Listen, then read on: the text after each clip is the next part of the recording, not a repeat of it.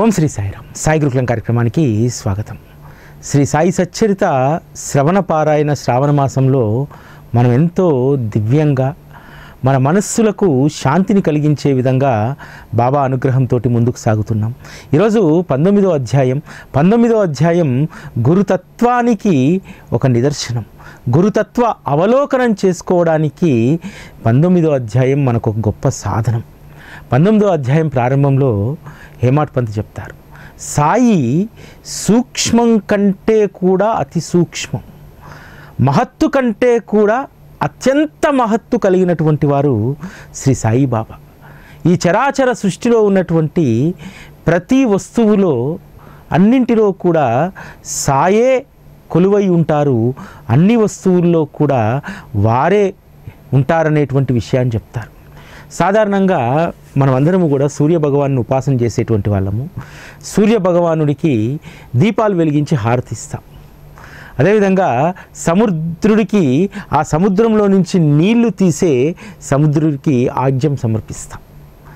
ఇలా వినాయకుడిని బెల్లంతో తయారు చేసి వినాయకుడికి బెల్లం నైవేద్యం పెడతాం. ఇదంతా కూడా మన తృప్తి కోసం భగవంతుని పట్ల ప్రేమ మనం ఇక్కడ ప్రకటింపజేస్తాం. ఇక్కడ తెలుసుకోవాల్సినటువంటి వాస్తవం ఏమిటంటే, సూర్యుడి తేజస్సు ముందు మనం ఇచ్చేటువంటి తేజస్సు ఏమాత్రం కూడా అది గొప్పది కాదు.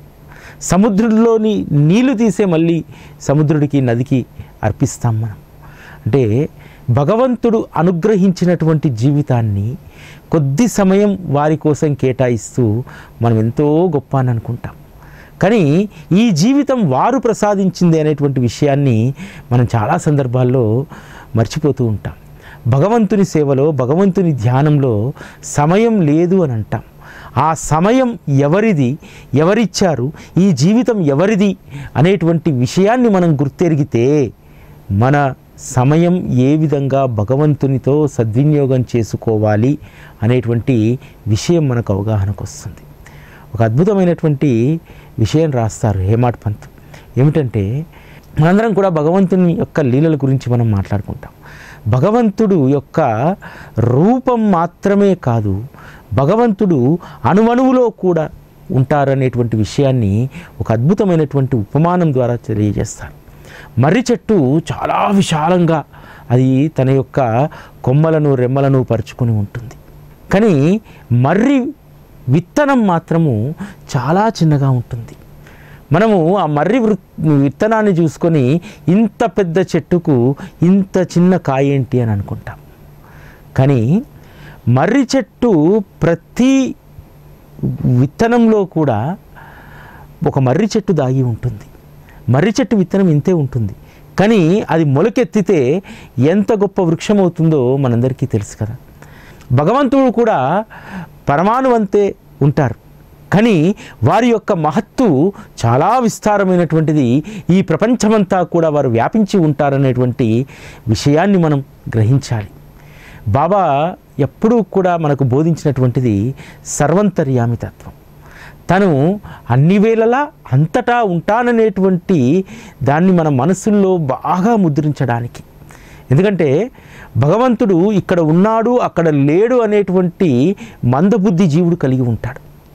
భగవంతుణ్ణి పూజా రూమ్కే పరిమితం చేసేటువంటి గొప్ప సంస్కృతి కూడా మనకుంది. కానీ భగవంతుడు అలా కాదు. భగవంతుడు అంతటా వ్యాపించి ఉంటారనేటువంటి విషయాన్ని ముఖ్యంగా శ్రీ సాయిబాబా తన భక్తుల్లో బలంగా ముద్రించారు. అందుకనే సాయిబాబాను ఆశ్రయించినటువంటి వారు పరమాణువులో, ప్రతి మనిషిలో, ప్రతి జీవిలో భగవంతుణ్ణి చూడగలుగుతున్నారు. అలా భగవంతుణ్ణి దర్శించినప్పుడే జీవుడు తన్మయత్వానికి, ఆనందానికి, సుఖానికి, సంతోషానికి లోనవుతారు. ఇతరత్రా ఏదీ కూడా సంతోషాన్ని కలిగించదు. ఒక్క భగవంతుని సహచర్యం మాత్రమే సంతోషాన్ని కలిగిస్తుంది. అంతేకాదు, ఈ 19వ అధ్యాయంలో ఒక కీలకమైనటువంటి విషయం చెప్తారు. సాధారణంగా గురువు ఆశ్రితులు, అదేవిధంగా భక్తి మార్గంలో ఉన్నతమైనటువంటి స్థితికి వెళ్ళాలంటే చాలామంది ఏమి కోరుకుంటారంటే జ్ఞానాన్ని సముపార్జించాలి, జ్ఞానులుగా మారాలి అని అనుకుంటారు. కానీ బాబా మనందరికీ కూడా చేసినటువంటి ఒక చక్కటి ఉపాసన బోధన మార్గం మీ అందరికీ కూడా జ్ఞాన మార్గం కంటే కూడా భక్తి మార్గంలోనే మీరు తరిస్తారనేటువంటి విషయం చెప్తారు. ఎందుకంటే జ్ఞానులుగా మనము సాధన చేయాలంటే మనము చాలా విషయాలకు స్టికానై ఉండాలి. అదేవిధంగా జ్ఞానులు ఎప్పుడూ కూడా నిష్ఠతో నియమంతో ఉండాలి. ఒక్కసారి ఆ నిష్ఠ నియమం సాధన తప్పారంటే పూర్తిగా భ్రష్టు పట్టిపోతారు. కానీ భక్తుడికి అలాంటి చింత లేదు. అందుకనే హేమాడ్ పంత్ మనందరికీ అర్థమయ్యేలాగా అద్భుతమైనటువంటి ఉపమానాన్ని ఇక్కడ చెప్తారు. భక్తి మార్గం అనేటువంటిది సీతాఫలం లాంటిది. సీతాఫలం అత్యంత మధురమైనటువంటిది. అంతేకాదు సీతాఫలము ఆ కొమ్మ నుంచి కాయను తెంపిన తర్వాత ఎక్కడ భూమిపైన పండేసినా అది పండుతుంది, అంతే మధురంగా రుచిగా ఉంటుంది. కానీ రామాఫలం అలా కాదు. రామాఫలం ఎప్పుడూ కూడా కాండాన్ని అంటిపెట్టుకొని ఉండాలి. కాండాన్ని అంటిపెట్టుకొని అది పరిపక్వానికి వస్తేనే అది మధురంగా ఉంటుంది. దాన్ని తెంపి భూమిపైన దాన్ని పండవేస్తే అది ఒగరుగానే ఉంటుంది. కాబట్టి జ్ఞాన మార్గం అనేటువంటిది రామాఫలం లాంటిది, భక్తి మార్గం అనేటువంటిది సీతాఫలం లాంటిది. రామాఫలము కాండాన్ని వదిలిందనుకోండి, అంటే జ్ఞాన మార్గాన్ని ఎవరైతే తెలిసో తెలియకో అనుసరిస్తున్నటువంటి దాన్ని వదిలేస్తే వారు పరిపక్వానికి వచ్చినా సరే అందులో మధురం అనేటువంటిది ఉండదు. రామాఫలం భూమిపైన కూడా పండుతుంది, కానీ అది ఒగరుగా పండుతుంది. ఎప్పుడైతే రామాఫలం కాండాన్ని అంటిపెట్టుకొని ఉంటుందో, ఆ జ్ఞాన సాధన అనేటువంటి దాన్ని విడిచిపెట్టకుండా ఉంటారో అటువంటి వాళ్ళే సంపూర్ణమైనటువంటి జ్ఞానులుగా మారుతారు. కానీ కలియుగంలో మాయ జ్ఞానులను తొందరగా మోసపోయేలాగా చేస్తుంది. జ్ఞాని తన యొక్క సాధనలో ముందుకెళ్తున్నప్పుడు అహంకారం అనేటువంటి దాన్ని అంటగడుతుంది మాయ. అంతేకాదు అన్నీ నాకే తెలుసు అనేటువంటి అహంభావాన్ని అంటగడుతుంది. దాంతో వారు చేసినటువంటి ఆ జ్ఞాన సాధన అంతా కూడా వృధా అయిపోతుంది. తాము జ్ఞానులం అనేటువంటి అహంకారం పెరుగుతుంది. తామకు తప్ప ఇంకెవరికీ ఏ విషయాలు తెలియదనేటువంటి ఒక దురభిమానం పెరుగుతుంది. దాంతో పతనావస్థకు వెళ్తారు. భక్తుడు ఎప్పుడూ కూడా భక్తి మార్గంలో పతనావస్థకు వెళ్ళడు. ఒకవేళ వెళ్తున్నా సరే భగవంతుడు అతడి యొక్క అమాయకమైనటువంటి భక్తికి మెచ్చి అతన్ని సవ్యమైనటువంటి మార్గంలో పెడతారు. శ్రీ సాయి సచ్చరితలో మనం అనేక మంది భక్తుల గురించి చదువుకుంటాం కదా. దాము అన్న లాంటి వాడు పక్కదారి పడుతుంటే లేదు లేదు అది సరైనటువంటి దారి కాదని చెప్పి అసలైనటువంటి నీతి మార్గంలో దాము అన్నని పెడతారు కదా. అదేవిధంగా భక్తి మార్గంలో ఉన్నటువంటి వాళ్లకు భగవంతుడు ఎప్పుడూ కూడా చెయ్యి వదలకుండా ఉంటారు. తనవాడు దారి తప్పుతుంటే సరైనటువంటి దారిలోకి తీసుకొస్తాడు. అందుకనే భక్తి మార్గమే అత్యంత శ్రేయస్కరమైనటువంటిదని చెప్పి శ్రీ సాయి సచ్చరిత మనకు బోధిస్తుంది.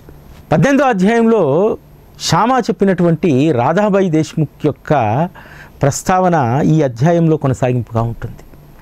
ఈ అధ్యాయంలో ఎంత అద్భుతంగా బాబా తన యొక్క భక్తురాల్ని కన్విన్స్ చేస్తారు. సాధారణంగా ఒక మనిషి మంకు పట్టుబడితే అది సాధించే వరకు అస్సలు వదిలిపెట్టారు. కానీ బాబా ఆమెను పిలిపించుకొని ఎదురుగా కూర్చోబెట్టుకొని ఒక మాట చెప్తారు. అమ్మా, నువ్వు నాకు తల్లి లాంటిదానివి. నేను చెప్పేటువంటిది శ్రద్ధగా విను. మా గురువు గొప్ప అవలియ, దయామయుడు. నేను వారి సేవ చేసి అలిశాను తప్ప నా చెవిలో వారు ఏ మంత్రాన్ని ఊదలేదమ్మా. వారిని వదిలిపెట్టకుండా దృఢమైనటువంటి నిశ్చయాన్ని నేను చేసుకున్నానమ్మా. ఎంతగానో శ్రమపడ్డాను, ఎంతో శ్రమ చేశాను. వారి నోటి నుండి ఒక్క మంత్రాన్ని గ్రహించాలనేటువంటిది నా కోరిక. కానీ వారు నన్ను దోచేసుకున్నారు. 2 పైసలు నన్ను అడిగారు. వారికి 2 పైసలను నేను సమర్పించాను. వారు అడిగినటువంటి ఆ 2 పైసలు నేను శ్రద్ధా భక్తిపూర్వకంగా వారికి సమర్పించాను. అప్పుడు గురుమాత ప్రసన్నమయ్యాడమ్మా. ఇవి 2 సమర్పిస్తే చాలు, గురువు అనుగ్రహిస్తారు. అమ్మా, ఒక్కటి గుర్తుపెట్టుకో, ధైర్యమే సాహసం. దీనిని ఎప్పుడూ కూడా దూరం చేసుకోకూడదు. ధైర్యాన్ని కోల్పోతే మనం చేరాల్సినటువంటి తీరానికి మనం చేరము. సహనం, ధైర్యం అనేటువంటిది అక్కా చెల్లెలు లాంటివమ్మా. ఈ 2 జీవితానికి ఆధారము. ఎవరైతే కఠిన సమస్య ఎదురైనప్పుడు వారిని ఈ 2 తీరానికి చేరుస్తాయమ్మా. సహనం ఆపదలను తొలగిస్తుంది, భయభీతులను నెట్టివేస్తుంది, కీర్తి ప్రతిష్టలను కలిగించేది కూడా ఈ సహనమేనమ్మా. ఇది సద్విచారాలకు రాని శ్రద్ధ మరియు సహనం, ఈ రెండు స్నేహంగా ప్రాణానికి ప్రాణంగా ఉండే అక్కా చెల్లెళ్ళు. సహనం లేకపోతే మనుషుల పరిస్థితి చాలా దైన్యం. గొప్ప పండితుడైనా గుణవంతుడైనా సహనం లేని జీవితం వ్యర్థం. శ్రద్ధ సహనం అనేటువంటివి ఇవి మాత్రమే జీవుణ్ణి ఉద్ధరించడానికి ఉపయోగపడతాయమ్మా. ఇతరత్రా ఏదీ కూడా ఉపయోగపడదు. అమ్మా, నా గురువును 12 సంవత్సరాలు నేను సేవించుకున్నాను. వారికి నాపై ఎంతో ప్రేమ. వారు మూర్తీభవించినటువంటి భక్తి ప్రేమలకు వారు నిదర్శనం. మా గురువుకు సమానమైనటువంటి గురువే లేరు. ఆ సుఖాన్ని వైభవాన్ని వర్ణించడం నా శక్యం కాదు. వారి ప్రేమను ఎలా వర్ణించగలను? వారిని చూడగానే ధ్యానంతో నా కళ్ళు మూసుకుపోతాయి. ఇక మేము ఉభయములము కూడా ఆనందంలో మునిగి తేలుతాము. ఇదే తప్ప సుఖానందం తప్ప మాకు ఇంకొకటి లేదమ్మా. ఆ విధంగా నేను నా గురువును సేవించుకున్నాను. నా గురువును సేవించుకున్నట్టు మీరు మీ గురువును సేవించుకోగలుగుతారా అని అడుగుతారు. ఇక్కడ బాబా ఒక మాట ఎప్పుడూ చెప్తూ ఉంటారు. వేప చెట్టు కింద తవ్వినప్పుడు కూడా ఇక్కడ నేను 12 సంవత్సరాలు తపస్సు చేశానంటాడు. ఇక్కడ కూడా నా గురువును 12 సంవత్సరాలు నేను నా గురువును సేవించుకున్నా అంటారు. 12 సంవత్సరాలు అంటే పుష్కర కాలం. ప్రతి పుష్కరానికి కూడా నది పునీతమవుతుంది. అదేవిధంగా ఏదైనా ఒక సేవ, ఏదైనా ఒక సాధన చేయాలంటే 12 సంవత్సరాలు దానిని విడవకుండా పట్టుకోవాలనేటువంటిది బాబా చెప్పినటువంటి మాట. సాయి టీవీ 10వ వార్షికోత్సవం చేసిన తర్వాత నాకేం తృప్తి లేదు. ఎందుకంటే బాబా చెప్పినటువంటి ఆ పుష్కర కాలమే చాలా ప్రధానమైనటువంటిది. ఆ పుష్కర కాలానికి నెల రోజుల ముందు కూడా మనం భ్రష్టు పట్టిపోవచ్చు. ఎందుకనంటే ఆ పుష్కర కాలం సాధన అనేటువంటిది చాలా పవిత్రమైనటువంటిది. ఆ పుష్కరం దాటిందంటే, ఏదైనా సాధనలో ఒక పుష్కరం దాటిందంటే నువ్వు పవిత్రుడవైనట్టు. ఆ పుష్కరం కాలం నువ్వు ఏ విధంగా సేవ చేయాలనేటువంటి విషయం, నువ్వు ఎంచుకున్నటువంటి లక్ష్యాన్ని సాధించుకోవాలంటే పుష్కర కాలం. బాగా గుర్తుపెట్టుకోండి. 12 సంవత్సరాలు మీరు ఏ నిష్టతో ఏ సాధనలో ఉంటారో ఆ సాధనను పట్టుకొని 12 సంవత్సరాలు ఉండగలిగితే జీవితం పునీతమవుతుంది. మనం చేస్తున్నటువంటి సాధనలో, మనం చేస్తున్నటువంటి పనిలో ఆనందంగా మునిగి తేలడానికి ఒక పుష్కర కాలం నువ్వు సాధన చేయాలి. ఆ పుష్కర కాలం నువ్వు పట్టినటువంటి దాన్ని వదలకుండా ముందుకు సాగాలి. మనం చాలామందిని బాబా మార్గంలో సత్సంగకర్తలు కావచ్చు, రకరకాలుగా వస్తున్నటువంటి వాళ్ళని మనం అన్ని ఆధ్యాత్మిక మార్గాల్లో చూస్తూ ఉంటాం. మొదట ఏ లక్ష్యాన్ని అయితే ఎంచుకున్నారో కొన్ని సంవత్సరాల తర్వాత ఆ లక్ష్యం సడలిపోయి ఇంకో లక్ష్యానికి వెళ్తారు. ఎవరైతే పుష్కర కాలం పట్టుకున్నటువంటి దాన్ని ఆ దానితోటే ఈ యొక్క లోకాన్ని, ఈ యొక్క భవసాగరాన్ని ఈదగలిగితే వారు అసలైనటువంటి లక్ష్యాన్ని చేరుకున్నట్టు. ఇక్కడ బాబా ఒక అద్భుతమైనటువంటి విషయం చెప్తారు. అమ్మా, గురువు యొక్క కృప ఎలా ఉంటుందంటే తాబేలు పిల్లల్లాగా ఉంటుందమ్మా. తాబేలు అవతల తీరంలో ఉండి యువతల తీరంలో ఉన్నటువంటి బిడ్డలను కేవలం కృపాదృష్టితో పోషిస్తుంది. అదేవిధంగా గురువు యొక్క కృపాదృష్టియే మనల్ని ఉద్ధరిస్తుంది, మనల్ని పాలిస్తుంది, పోషిస్తుంది. తాబేలు తన పిల్లలకు పాలివ్వదు, ఆహారాన్ని ఇవ్వదు. కానీ కేవలం తన బిడ్డలపైన ఉన్నటువంటి వాత్సల్యంతో చూసేటువంటి ఆ కృపాదృష్టే ఆ తాబేలు పిల్లలు పెరగడానికి దోహదపడతాయి. అదేవిధంగా గురువు సహచర్యం కూడా అదేవిధంగా ఉంటుంది. మీరు ఎక్కడున్నా ఏం చేస్తున్నా వారి యొక్క కృపాదృష్టి ఉంటే చాలు, మనం పోషించబడతాం, మనం సంరక్షించబడతాం. మన జీవితం సునాయాసంగా ముందుకు సాగడానికి కేవలం గురువు యొక్క కృపాదృష్టి మాత్రమే అవసరమనేటువంటి విషయాన్ని ఇక్కడ చెప్పడం జరుగుతుంది. గురు సహచర్యంలో ఎటువంటి సాధనలు అవసరం లేదమ్మా. నీవు నన్ను అనన్య దృష్టితో చూడు, నేను కూడా నిన్ను అలానే చూస్తాను. మా గురువు నాకు వేరేది ఏదీ నేర్పించలేదమ్మా. సాధనల సంపద అవసరం లేదు, షట్శాస్త్రాల జ్ఞానము అవసరం లేదు. అమ్మా, గురువు యొక్క మహిమ అపారమైనటువంటిది. వారి యొక్క శక్తిని తెలుసుకున్నవారు ఒక్కరే త్రిజగాలలో ధన్యులు. కాబట్టి ఒక్క గురువు యొక్క మహిమను తెలుసుకోండి, మీ జీవితం ధన్యమవుతుంది. ఆ విధంగా ఆమె మనసులో ఉన్నటువంటి మంత్రోపదేశం పొందాలనేటువంటి ఆ కాంక్షను పూర్తిగా బాబా చల్లారుస్తారు. చల్లార్చి కేవలం నువ్వు నన్ను ప్రేమతో చూడు, అదే దృష్టితో నేను చూస్తాను, అదే మంత్రం, అదే తంత్రం, ఇతరత్ర సాధనల సంపద అవసరం లేదు, షట్శాస్త్రాల జ్ఞానము అవసరం లేదు. కేవలం ఒకరికొకరు అవలోకనం చేసుకోవడం ఒక్కటే ఇక్కడ సాధన. అంతకు మించినటువంటి మంత్రము, జ్ఞానం ఇంకేమీ కూడా నీకు అవసరం లేదన్నాడు. అమ్మ తృప్తి పడింది, సంతోషంగా తన ఇంటికి వెళ్ళింది. హేమాడ్ పంత్ కూడా ఈ కథ విని ఎంతో తృప్తి చెందాడు. హారతి సమయానికి ద్వారకామాయికి చేరుకున్నారు. ఎట్లోగట్లోగా ముందుకు సాగి బాబా పాదాల వద్ద కూర్చొని ఉన్నారు. హారతి జరుగుతుంటే బాబా హేమాడ్ పంత్ని అడుగుతారు, ఎలా ఉంది నమస్కారాల కథ? బాబా, శ్యామా మీకు 15 నమస్కారాలు సమర్పించమన్నారు అని అంటే, సరే ఆయన నమస్కారాలు నేను స్వీకరించానులే, కథ ఎలా ఉందంటాడు. చాలా పరమానందంగా ఉంది అని అంటారు. అయితే ఆ కథ నాకు వినిపించు అంటారు. ఒకవైపు హారతి ఘోష, జనులందరూ కూడా గట్టిగా హారతిని పాడుతూ ఉంటారు. అయినా సరే అదేదీ లెక్క చేయకుండా తను విన్నటువంటి కథను పరమానందంతో బాబాకు వినిపిస్తారు. బాబా హేమాడ్ పంత్ చెప్తున్నంతసేపు చిరునవ్వుతో ఆ కథను వింటూ ఉంటారు. ఆ కథ విన్నటువంటి బాబా అడుగుతారు, నిజంగా ఈ కథ నీకు మధురంగా ఉందా? నీ మనస్సుకు బాగా పట్టిందా? నిజంగా సార్థకత అనిపించిందా అని బాబా అడుగుతారు. బాబా, ఆ కథాశ్రవణంతో నా మనస్సులోని వేదన తొలగిపోయింది, శాంతి కలిగింది, నాలోని ఆవేదన పూర్తిగా తొలగింది, నాకు నిజమైన మార్గం దొరికింది అని చెప్పాను. అప్పుడు బాబా ఒక మాట అంటారు, మా పద్ధతి విశిష్టమైనటువంటిది, కోరికలన్నీ వదిలి సర్వజీవుల్లో ఉన్నటువంటి పరమాత్మను ధ్యానించాలి, సచ్చిత్ ఆనందం నా స్వరూపమని తెలుసుకొని ఆ రూపాన్ని ఎల్లప్పుడూ ధ్యానించు. ఇటువంటి ధ్యానం కుదరకపోతే నా సగుణ రూపాన్ని నఖశిఖ పర్యంతం అహర్నిశలు మనసులో ధ్యానం చేయి. ఇలా నన్ను ధ్యానిస్తే మనోవృత్తి నిశ్చలమై ధ్యానం ధ్యేయమన్న త్రిపుటి తొలగిపోతుంది. అన్నా సాహెబ్, గుర్తుపెట్టుకో, నేను చెప్పిన ఈ విషయాలన్నీ మనస్సుకు బాగా పట్టించుకో. నీ స్థితి పట్టిక బెల్లం వలె మధురంగా మారుతుంది, మనసులోని కోరికలు సంశయాలన్నీ కూడా తీరిపోతాయి అని చెప్పి బాబాకు చెప్తారు.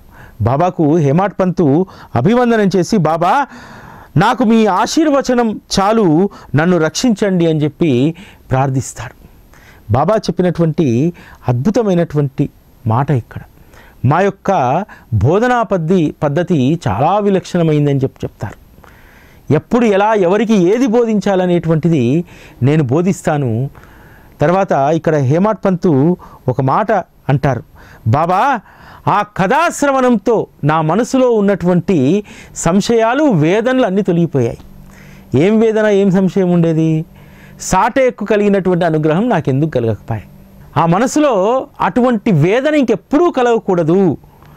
గురువు ఎప్పుడు ఎవరికి ఏది కావాలో దాన్ని అనుగ్రహిస్తారు అనేటువంటి స్థిర నిర్ణయానికి హేమాడ్ పంత్ వస్తారు.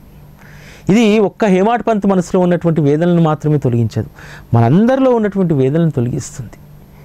ఎందుకనంటే చాలామందికి మనసులో ఉంటుంది, అరే అందరికీ త్వరగా బాబా అనుగ్రహం లభించేస్తుంది, నాకెందుకు లభించలేదు, ఇంకా అలాంటి అనుగ్రహమే నాకెందుకు దక్కలేదు.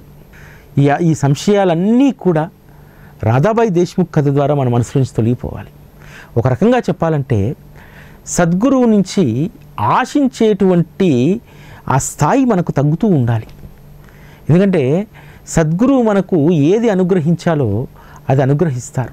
మనము ఎక్కువగా ఆశ పడితే సద్గురువు ధ్యానం కంటే కూడా ఆశను మనం ఎక్కువగా ధ్యానిస్తాం, అంటే మనకు కావలసినటువంటి వాటిని. సద్గురువు చరణాల వద్దకు వెళ్ళింది ఆయనను ధ్యానించడానికి, ఆయన యొక్క సహచర్యంలో ప్రశాంతమైనటువంటి జీవితం గడపడానికి. కానీ చాలామంది ఈరోజు 190 మంది అలజడులతో కూడినటువంటి జీవితాన్ని వారి పాదాల వద్ద మనం గడుపుతున్నాం. ఆ అలజడులతో ఉన్నటువంటి జీవితాన్ని శాంతికి న్యూట్రలైజ్ తెచ్చుకోవడానికి మనం ప్రయత్నం చేయాలి. అందుకు ఈ 19వ అధ్యాయంలో బాబా చెప్పినటువంటి ఈ మాటలన్నీ కూడా మనం బాగా మనసుకు పట్టించుకోవాలి. చెప్తారు కదా బాబా, అన్నా సాహెబ్, ఈ కథలోని విషయాలను నువ్వు మనసుకు పట్టించుకుంటే నీ స్థితి పటిక బెల్లం కంటే మధురంగా మారుతుంది. అంటే జీవితాన్ని సద్గురువుకు అప్పగిస్తే, సద్గురు సైచర్యంలో ఉన్నటువంటి ఆనందాన్ని అనుభవించగలిగితే, నా గురువు నుంచి నేను ఏమీ ఆశించలేదు అనేటువంటి ఆ విషయాన్ని, నా గురువును సేవించుకున్నట్టు మీరు సేవించుకోగలుగుతారా? ఈరోజు మనం చేసేటువంటి సేవలో, ప్రతి సేవలో ఒక ఎజెండా ఉంటుంది మనకు, మన వ్యక్తిగతమైనటువంటి ఎజెండా. కానీ బాబా ఇక్కడ ఏం చెప్తారు? ప్రేమతో నా గురువును సేవించుకున్నాను 12 సంవత్సరాలు. మీలాగానే నేను కూడా ఆశపడ్డాను. 12 సంవత్సరాలు సేవ చేశాను, ఎంతో శ్రమపడ్డాను. నాకు ఏదో ఒకటి నా గురువు అనుగ్రహిస్తాడు, మంత్రాన్ని చెవిలో ఊతాడని చెప్పి ఏ మంత్రాన్ని నా గురువు నా చెవిలో ఊదలేదు. కేవలం సద్గురువు నాకు శిక్షణ మాత్రమే ఇచ్చారు. ఆ శిక్షణలో అపరూపమైనటువంటి ఆనందాన్ని పొందాను. ఆ శిక్షణ నా జీవితం తృప్తికరమైనటువంటి జీవితం ముందుకు కొనసాగించడానికి ఉపయోగపడ్డదని చెప్పి బాబా తాను శిష్యుడి పాత్రలోకి మారి చెప్తారు. అంటే అక్కడ మనం బాబాను చూస్తున్నాం, బాబాను కాదు, అక్కడ నేను అనేటువంటిది మనమే. నువ్వు ఎలా ఉంటే నీ జీవితం మధురంగా మారుతుంది. గురువు వద్ద నువ్వు ఏ విధంగా నువ్వు ఉండాలి, నీ ప్రవర్తన ఎలా ఉండాలి, గురువుని చేరిన తర్వాత నీ మనోధైర్యం ఎలా ఉండాలి, గురువు తప్ప వేరే ధ్యాస లేనటువంటి స్థితికి ఏ విధంగా రావాలి అనేటువంటిది 19వ అధ్యాయం మనకు తెలియజేస్తుంది. మనము బాబా ఎందుకు కలిసాం అనేటువంటి విషయం ఒక అద్భుతమైనటువంటి మాట ద్వారా బాబా చెప్తారు. ఇక్కడ రుణానుబంధం కారణంగా మీరు నేను కలుసుకున్నాం, పరస్పరం ప్రేమగా ఉంటూ సుఖాలను సంతుష్టిని అనుభవిద్దాం. ఏం కావాలి బాబా సాహచర్యంలో? బాబా ఏమి అనుగ్రహిస్తారు? రుణానుబంధం చేత కలిసినటువంటి ఈ అనుబంధంలో మన ఇద్దరము కూడా సుఖాలను సంతుష్టిని అపరిమితంగా అనుభవిద్దామంటారు. వీటిని వదిలేసి వేరే లౌకికపరమైనటువంటి విషయాలు అనుభవించడానికి మనం బాబాను అడుగుతూ ఉంటాం. సద్గురు యొక్క అనుగ్రహం ఎలా ఉంటుంది? భక్తుడి యొక్క సత్సంకల్పాలను ముందుగా గ్రహించి ఆ సత్సంకల్పాలు ముందుకు తీసుకెళ్లే విధంగా ఏ విధంగా బాబా మనల్ని ఉత్తేజపరుస్తారనేటువంటి దానికి హేమాడ్ పంత్కు ఒక నిదర్శనంగా ఒక సంఘటన జరుగుతుంది. బుధవారం రోజు రాత్రి మనసులో ఒక నిశ్చయం చేసుకుంటారు, రేపు గురువారం చక్కగా రేపంతా రామనామ స్మరణలో ఉండాలి అని చెప్పి రాత్రి పడుకునేటప్పుడు మళ్ళీ ఉదయాన్నే అదే విషయం గుర్తు రావాలని చెప్పి పదే మనసుకు చెప్పుకుంటాడు. ఉదయం లేచి వాడా నుంచి ద్వారకామాయికి వెళ్తుంటే అక్కడ ఔరంగాబాద్ నివాసి ఔరంగాబాద్కర్ చక్కగా అద్భుతమైనటువంటి రాగంతో రామనామ మహిమ గురించి పాడుతూ ఉంటారు. ఆశ్చర్యం వేసింది. ఒకవేళ తను ద్వారకామాయికి వెళ్ళేసరికి అక్కడ ఏదైనా తతంగం జరుగుతూ ఉంటే, ఎందుకంటే అంతకంటే ముందు అధ్యాయంలో అదే జరిగింది, అందరూ ద్వారకామాయిలో గుమిగూడారు. నియమిత పారాయణ చేయకుండా ద్వారకామాయికి వెళ్ళాడు. వెళ్ళిన తర్వాత ఏం జరిగిందో మనందరం కూడా 18వ అధ్యాయంలో చూసాం కదా. మరలా అదే అధ్యాయాన్ని బాబా చదివించారు. ఇప్పుడు కూడా హేమాడ్ పంతు ఎక్కడ రామనామ జపాన్ని ఇక్కడ జరిగేటువంటిదా ఈ తంతులో మర్చిపోతాడు అని చెప్పి అక్కడ వేరే ఏ తంతు లేకుండా అద్భుతంగా రామనామ కీర్తన ఏకనాథుడు రాసినటువంటి అద్భుతమైనటువంటి గురుకృపాంజనం నాకు దొరికింది అనేటువంటి ఆ గీతం ఆలపిస్తూ ఉంటాడు. హేమాడ్ పంత్కి ఆశ్చర్యం వేస్తుంది. అరే, అతనికి అనేక పాటలు వచ్చు, అనేక కీర్తనలు చేయవచ్చు. నా కోసం బాబా అతని మనస్సులో దూరి రామనామ మహిమ యొక్క గొప్పతనాన్ని, రామనామ వైభవాన్ని ఎంత గొప్పగా చెప్తున్నాడు. అది కూడా ఏకనాథుడు రాముడి గురించి రాసినటువంటి అద్భుతమైనటువంటి కీర్తన. అంతటా రాముడే ఉన్నాడు, మదిలోనా రాముడే ఉన్నాడు, అంతరంగంలో రాముడే ఉన్నాడు, బయట రాముడే ఉన్నాడు, ఎక్కడ చూసినా సీతారాములే ఉన్నారు అనేటువంటి ఆ గొప్ప కీర్తన నా సంకల్పాన్ని బలపరచడానికి బాబా చేశారని చెప్పి హేమాడ్ పంత్ ఎంతో సంతోషించి ఆ గురువారం అంతా రామనామ ధ్యాసలో ఉంటారు. సచ్చరిత అధ్యాయాలు అపరూపమైనటువంటివి. ఎప్పుడు వీటిని స్మరణ చేసుకున్నా సరే మనస్సు పులకరించిపోతుంది. ప్రపంచంలో అసలైనటువంటి ఆనందం ఏమిటో తెలుసా? గురు కథలోనే అది ఉంటుంది. ఆ గురు కథను అవలోకనం చేస్తున్నప్పుడు ఇతర విషయాలు, ఇతర ఏ సంకల్పాలు మనకు గుర్తురావు. గురువే మన ముందు ప్రత్యక్షమవుతారు. గురువే బ్రహ్మ, గురువే విష్ణువు, గురువే స్వయం పరం బ్రహ్మ, స్వయం పరమేశ్వర అనేటువంటి గొప్ప ఆనందం కలుగుతుంది. ఇంత గొప్ప సద్గురువును శ్రీ సాయిబాబాను ఆశ్రయించడమే నేను పొందినటువంటి గొప్ప సంపద అనేటువంటి కృతనిశ్చయానికి వస్తాం. ఎన్ని మార్లు సచ్చరిత యొక్క గొప్పతనం గురించి చెప్పుకున్నా తనివి తీరదు, ఆశ చావదు దానిపైన. ఇదే మనకు కావలసినటువంటిది. ఆశ దేనిపైన ఉండాలంటే గురు కథ పైన ఉండాలి. దాహం దీనిపైనే ఉండాలి, ఆకలి దీనిపైనే ఉండాలి. అప్పుడు మన జీవితం, మన దేహం రోగగ్రస్తం కాకుండా మనం ఆనందంగా సంతోషంగా ఉండడానికి ఈ జన్మ సద్వినియోగం అవుతుంది. ఇది ఈరోజు కార్యక్రమం. మళ్ళీ రేపటి కార్యక్రమంలో కలుసుకుందాం. అప్పటివరకు సెలవు. నమస్కారం.